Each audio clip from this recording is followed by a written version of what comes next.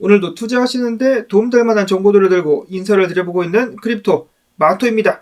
일단 달러가 오늘 약간의 반등세를 보이고 있는 가운데 미국 증시는 일제히 하락, 금과 유가는 상승하고 있는 가운데 비트코인 같은 경우는 증시를 따라가고 있는 것 같습니다. 하락이 나오게 되면서 28,279달러에서 거래가 진행 중, 이더리움은 1,564달러를 유지를 해주고 있습니다. 다음으로는 연방준비제도의 월러 이사가 이야기하기를 경제 강세가 지속되면 추가 금리 인상이 필요하게 될 수 있다. 지금 미국 경제가 탄탄하다라고 이야기를 하고 있는 것인데요. 이쯤 되면은 이거 정신병이 아닌가라는 생각이 들 정도인데, 고용 통계와 소비자 지출을 그럴싸하게 포장을 한 다음에 이런 식으로 사람들을 속이는데 활용을 하고 있다. 일반인들도 약 5분만 투자하면은 이것이 얼마나 헛소리인지를 알 수가 있는데요. 대신에 최근에 많은 미국 시민들은 이를 몸소 깨닫고 있습니다. 월급으로는 감당이 안 되는 물가 및 월세 등등이 바로 그것을 의미하는 것인데요. 더욱더 많은 사람들이 소셜미디어를 통해서 그러한 부분들을 공유를 하고 있습니다. 답답한 상황들이 이어지고 있는 가운데 필라델피아 연준 총재 같은 경우도 비슷한 이야기를 하긴 합니다. 고용 및 소비지표 강세가 보여지고 있다. 자, 그러나 연준은 이제 금리 인상을 멈추고 동결 기조를 유지해야 된다라고 이야기를 하기도 했었는데, 자, 과연 다가오는 11월 연준은 어떤 선택을 내리게 될까요? 제 생각에는 금리 동결이 나오게 될 것 같습니다. 지금 일반 시민들 뿐만 아니라 기업들, 은행들마저도 연준에 계속해서 금리를 더 이상 올려서는 안 된다, 낮춰야 된다라고 호소를 하고 있다는 소문들이 계속해서 들려오고 있기 때문에 일단 동결을 하게 되지 않을까. 자, 그 다음으로는 또 다른 사이코패스죠. 엘리자베스 워렌 의원이 백악관에 서한을 보내가지고 암호화폐가 테러 자금으로 사용이 되며 미국의 국가적 위협이라고 주장을 한 것인데요. 자, 이번에 하마스 사태를 두고 이렇게 언급을 한 것 같은데, 정말 어처구니가 없게도 저도 얼마 전 영상에서 말씀을 드렸지만은 이 하마스에 자금을 댄 장본인이 누굽니까? 바이든이죠. 이란에 60억 달러를 주게 되면서 그때 당시 이런 식으로 이란에 자금을 지원하면은 테러가 터질 것이다라고 많은 사람들 우려했는데 한 달 후에 딱 테러가 터졌습니다. 근데 이걸 또 암호화폐 탓을 하고 있다. 한편 바이든 같은 경우는 지금 이스라엘을 방문하고 있는데요. 거기에서 그는 가자 지구와 웨스트뱅크에 100억 달러 상당을 지원하겠다라고 밝혔습니다. 자, 100억 달러 상당을 가자 지구에 준다. 즉 팔레스타인을 지원하는 데 사용하겠다라고 이야기를 한 것인데요. 이를 두고 많은 사람들이 반대의 목소리를 높이고 있습니다. 미친 거 아니냐? 미국인들을 인질로 잡고 있는 하마스에 100억 달러를 지원하는 것과 마찬가지 이치다. 공화당의 대통령 후보인 론 디산티스 같은 경우는 공화당 의원들이 나서가지고 이러한 행위를 막아야 된다라고 이야기를 하고 있는데요. 미국 내에서도 팔레스타인을 응원하고 있는 목소리가 높아지고 있는 가운데 과연 지원을 막는 것이 가능할 것인가? 한편 바이든 같은 경우는 해괴한 행보를 이어갔는데요. 이란과 하마스에 자금을 지원하면서 그와 동시에 만약에 이란의 헤즈볼라가 참전을 하게 될 경우 미국도 군사력을 사용하겠다라고 밝혔습니다. 이쯤 되면은 음모론이 아니라 대놓고 전쟁판을 키우겠다라고 이야기를 하고 있는 것 같은데요.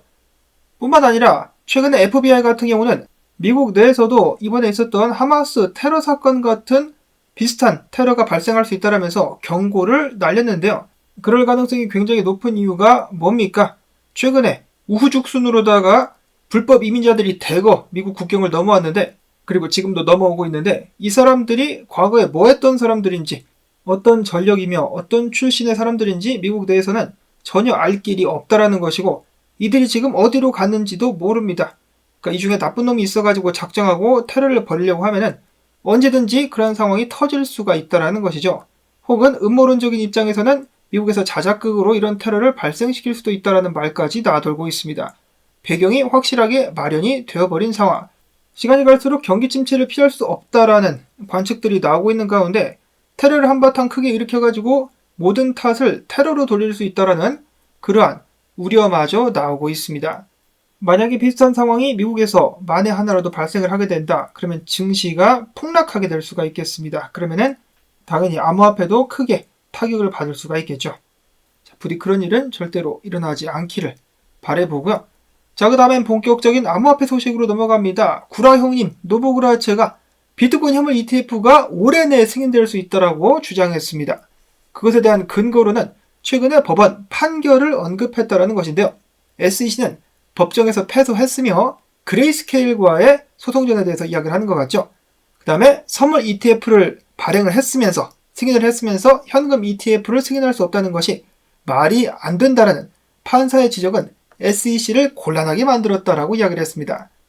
자, 그럼에도 불구하고 블룸버그 전문 애널리스트는 이렇게 이야기를 하고 있습니다. 법원이 아무리 그래도 SEC에 GBTC를 현물 ETF로 승인하라고 명령할 권리까지는 없다. 그렇기 때문에 ETF 전환 여부는 아직도 SEC가 컨트롤을 할 수 있는 상황이다 라는 것이죠. 그레이스케일 측에서도 누구나 다 아는 사실이긴 하지만 비트코인 현물 ETF 승인은 되느냐 마느냐가 아니라 언제 되느냐 시간 문제일 뿐이다. 그리고 그레이스케일 같은 경우는 워싱턴에서 의원들과 이야기를 하는데 많은 시간들을 보내고 있다. 이는 놀라운 발전이다라고 이야기를 했습니다. 자, 한편 정말 어처구니 없게도 게리 겐세이 같은 경우는 최근에 미디어에 이렇게 이야기를 했다고 합니다. SEC는 비트코인 현물 ETF 제안서를 여전히 검토하고 있다. 이를 신청한 기업들과 계속해서 소통을 하고 있다라고 이야기를 하고 있는 것인데요. 앞에서 지적이 됐다시피 비트코인 선물 ETF뿐만 아니라 하락에 베팅을 하는 ETF까지 있는데 왜 현물 ETF를 승인을 하지 않는 것인가? 정말 어처구니가 없습니다. 이어서는 비트코인 분석으로 넘어가 보도록 하겠는데요. 온체인 및 데이터상에서는 긍정적인 지표들이 보여지고 있다고 합니다. 트위터의 유명 분석가 세스 같은 경우는 지금 가우시안 채널, 비트코인의 장기 추세를 확인할 수 있는 지표가 녹색으로 변했다. 즉 상승으로 전환됐기 때문에 강세장이 돌아왔다라고 볼 수가 있다. 지금부터는 존버할 시간이다라고 이야기를 하는 것인데요. 과거에도 가우시안 채널이 녹색으로 전환됐을 때 비트코인 가격은 쭉 올랐었던 그런 이력들을 어렵지 않게 확인을 해보실 수가 있겠는데요. 그럼에도 불구하고 추가적인 조정이 나오지 말란 법은 없습니다. 그리고 블랙스완 이벤트가 발생할 경우 이런 식으로 크게 떨굴 수 있다는 것을 기억을 해야 되겠죠. 그래서 어디까지나 몰빵의 신호가 아닌 참고로 할 수 있는 지표로만 해당 소식을 들어야 될 것 같고요. 자, 그 다음에는 비트코인이 200주 추세선을 유지하고 있다. 긍정적이다. 큐빅의 분석가인 케일럽 프란즈는 이렇게 지적을 했는데요. 지금 보시면 비트코인 가격이 200주 단순 2평과 200주 지수 2평 사이에 끼어 있다.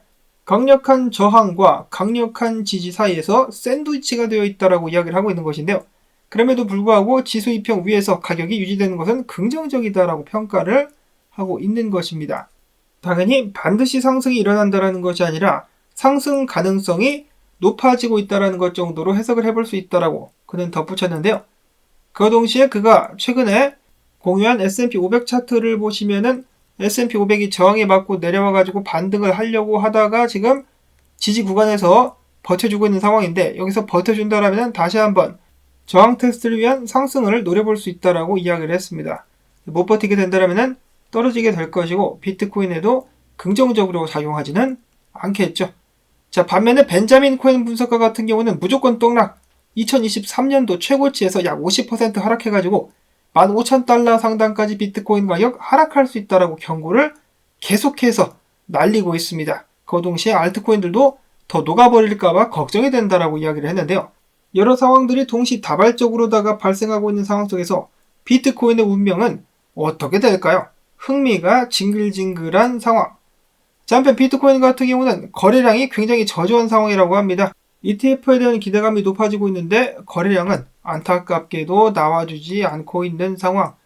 댄 크립토 트레이지 분석가 같은 경우는 앞에서 이평들 사이에서 비트코인이 껴있었던 것처럼 지금 위에는 강력한 저항 구간 31,775달러, 아래에는 강력한 지지 구간 25,123달러, 가운데서 비트코인이 움직이고 있기 때문에 위로 갈지 아래로 갈지 모른다라고 이야기를 하고 있습니다. 나름 꽤 정직한 분석이라고 볼 수가 있겠는데 비트코인이 결국은 다시 25,000달러대로 떨어지게 될 것이다 라고 이야기를 했었던 로만 분석가 같은 경우는 지금 주목하고 있는 것 중에 하나가 비트코인 도미넌스인데 도미넌스가 이 더블탑을 찍는 동시에 큰 베어리시 다이버전스, 하락 다이버전스를 생성하고 있기 때문에 도미넌스가 조만간에 떨어지게 될 것이다. 그와 동시에 앞으로 몇 주간 알트코인들이 달릴 수 있는 광경이 보여지게 될 수 있다라고 이야기를 했습니다. 알트코인 미니 상승장 과연 기대를 해볼 수 있을 것인지. 유명 분석가 크립토 기디온 같은 경우는 오랜만에 듣는 그 이름 니어 프로토콜에 대해서 이렇게 지적을 했는데요. 니어 프로토콜의 가장 큰 행사인 니어콘이 약 3주 후에 개최가 될 예정이다. 과거에 니어콘이 이런 식으로 개최가 됐을 때 작년 같은 경우 니어 프로토콜 40% 펌핑이 왔었다. 그러면서 올해도 같은 결과를 기대하면서 롱을 들어가겠다라고 이야기를 한 바가 있기도 합니다. 자, 그런가 하면은 이더리움 3일봉 차트에서 상승 다이버전스가 강력하게 발생을 하고 있다. 이더리움도 한바탕 쏴줄 수 있지 않겠느냐 라고 매크로 CRG 분석가는 기대를 하는 모습을 보였었고, 다음으로 이더리움을 보유한 고래들이 그 영향력을 넓혀가게 되면서 전체 공급량의 32.3%나 차지하고 있다는 분석이 나왔습니다. 지들끼리 그냥 다 헤쳐먹는 고래들, 이더리움의 상승 여부는 이 고래들에게 달렸다라고 봐도 과언이 아니겠죠. 다음으로는 거래소 관련된 소식들이 나와가지고 잠깐 보도록 하겠습니다. 코인베이스 같은 경우 미국 외 밖에서 개인 이용자들에게 무기한 선물 거래를 제공하게 될 것이다 라고 밝혔습니다. 선물 거래를 할 사람들은 이미 다 하고 있겠습니다만은 저는 여전히 여러분들께 선물 거래를 절대로 추천하고 싶지가 않습니다. 95% 이상이 돈을 잃고 선물 거래 때문에 패가망신한 사람들의 숫자가 굉장히 많기 때문이죠. 본인이 자기 절제에 통달한 사람이 아니라면 선물 거래는 절대로 하지 말아야 됩니다. 대부분의 사람들이 그런 능력이 없기 때문에 돈을 잃습니다.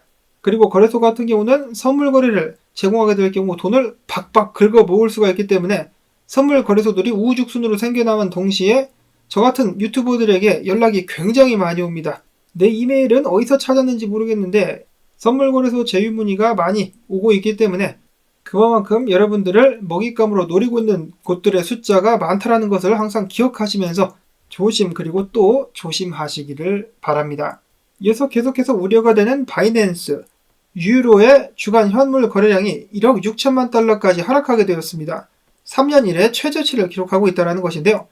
여러 나라들로부터 압박을 받고 있는 바이낸스는 법정화폐 입출금을 지원하는 파트너 업체들을 하나둘씩 잃어가면서 계속해서 그 영향력이 약화되고 있습니다. 그리고 이번 달만 해도 벌써 5억 2,500만 달러 수준의 자금이 유출되기도 했었고, 프랑스의 총책임자가 1년 6개월 만에 퇴사를 한다는 소식이 전해지기도 했었습니다. 과연 바이낸스 내부에서는 어떤 일들이 발생하고 있는 것일까요? 자, 마지막으로는 최근에 녹아버린 오브스 코인, 거의 룸 네트워크랑 쌍두마차식으로다가 녹아버렸었는데요. 저는 관심이 없어가지고 잘 몰랐었는데 이스라엘 기업이 발행을 했었던 코인이라고 하네요. 이렇게 화제성으로 엮인 코인들은 항상, 그리고 업비트가 엮인 코인들은 언제나 조심하실 수 있기를 바라면서 오늘도 안전한 투자 이어가실 수 있기를 바랍니다. 오늘도 저의 채널을 방문해주신 여러분들께 감사의 말씀을 전하면서 도움되셨다면 토마토 채널 유지를 위해서 여러분들의 도움 주시기를 부탁을 드립니다. 광주뜻을 통해서 오늘도 토마토 도와주기. 자, 그러면 저는 다음에 새로운 소식 가지고 또 인사를 드리도록 하겠습니다. 안녕히 계십시오.